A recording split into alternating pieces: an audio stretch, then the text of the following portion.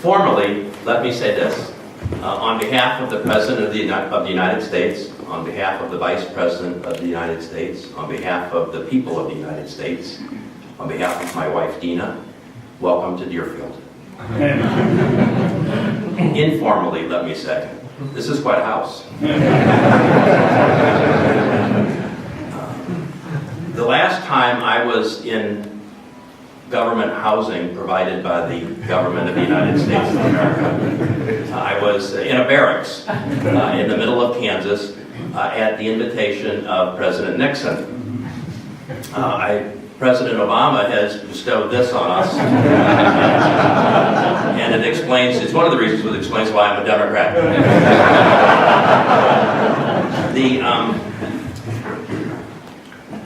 The people of the United States have a great affection for Ireland and the people of Ireland. President Obama has a very deep affection for this country. When he came here several years ago, the people of Ireland and the Irish government worked your magic on him. He speaks about that visit very often. He has a very difficult job. He faces many difficult issues, and in moments when I think things get worse, his mind somehow goes to the happy place of Ireland. He was committed to Ireland already, and then his wife and daughters came, and then you did it again. And so, as you probably have read, and this is actually very true, President Obama is very much a family man. He is very much in love with his wife and his daughters. And when you extended the welcome that you did to Michelle and to their girls, you have forever won his heart. And he asked me to take this job and to come to Ireland because he knows I share that affection for Ireland, for the government of Ireland, and the people of Ireland. Our Vice President, Joseph Biden, who's been here before and you probably know shares an Irish ancestry through his mother. When President Obama announced my nomination to be the U.S. Ambassador to Ireland, the very first call I got was from the Vice President of the United States, who said, "Kevin, when am I swearing you in?" Now, Vice Presidents of the United States don't swear people in. That's generally done by judges and generally done at a rank lower than the Vice President of the United States. But Vice President Biden was not going to be denied that.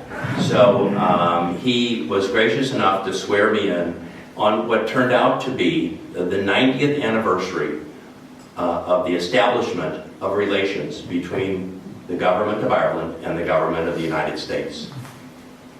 It was a pretty beautiful occasion just inside the White House complex it's what's called the Executive Office Building. Vice President Biden swearing in the United States Ambassador to Ireland.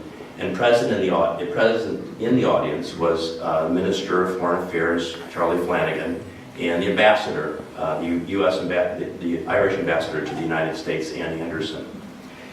So it was a remarkable day that brings us here. The 90th anniversary was actually the 90th anniversary of the establishment of relations between our two countries was actually 10 years before my grandparents left Westport in County Mayo to come to the United States. They came penniless, but not hopeless. They came tearful, but not fearful. They were very courageous. They came to a country they knew no one. They had no job. My grandmother and grandfather had 7 children, no job, no friends, but they sought a better life in the United States. And as you have read from James Joyce, describes the Atlantic as a bowl of bitter tears. And I'm sure that my grandparents, as they left Ireland for whatever was going to happen to them in the United States, contributed to that bowl of tears. But today, that bowl of tears is a crackling conduit of activity.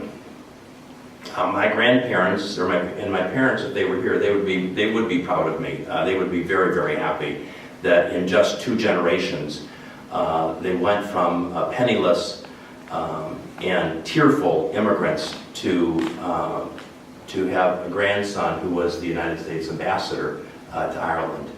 But they would be more proud of the high-tech, highly innovative, globally focused, ethically minded country that modern Ireland has become. They would be so proud of that. They would be astonished at the investment that the United States has made in Ireland, and equally astonished at the investment that Ireland has made in the U.S.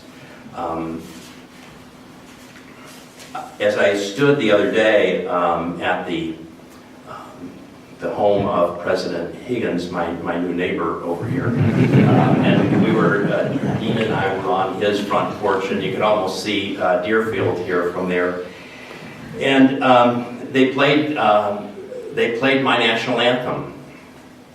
And it really was everything I could do not to cry. I wasn't planning on this being an emotional ceremony. I thought this was going to be a ministerial affair where I would hand some papers from President Obama to President Higgins. And yet as I stood there and they played my national anthem, all I could see, literally all I could see, was the faces of my grandparents and my parents. And I thought how wonderful that in 2 generations that I'm in a country that can make that turnaround and to come to Ireland and be so welcomed.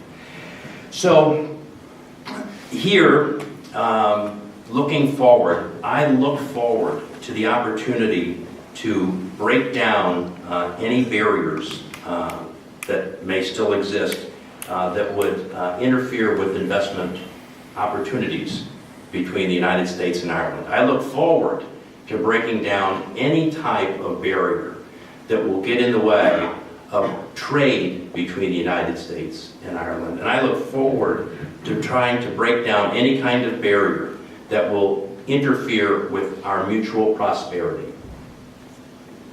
I look forward to continuing a respectful dialogue on global taxation, so that we're talking about the creation of real jobs for real people, creating self-respect and real prosperity both in the United States and in Ireland.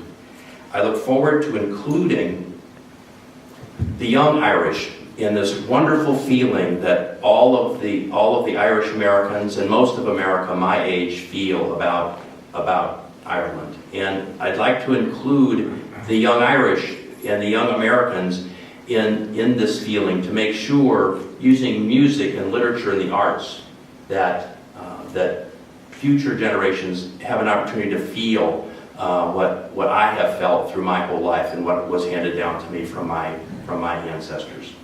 So we look forward to getting out and seeing as many parts of Ireland as we can.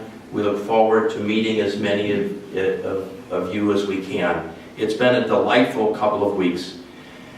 In the land of 100,000 welcomes, let me welcome you to Deerfield. I hope that you enjoy our evening here of fellowship and collegiality. I hope you'll be able to come back someday. And in the meantime, God bless you all.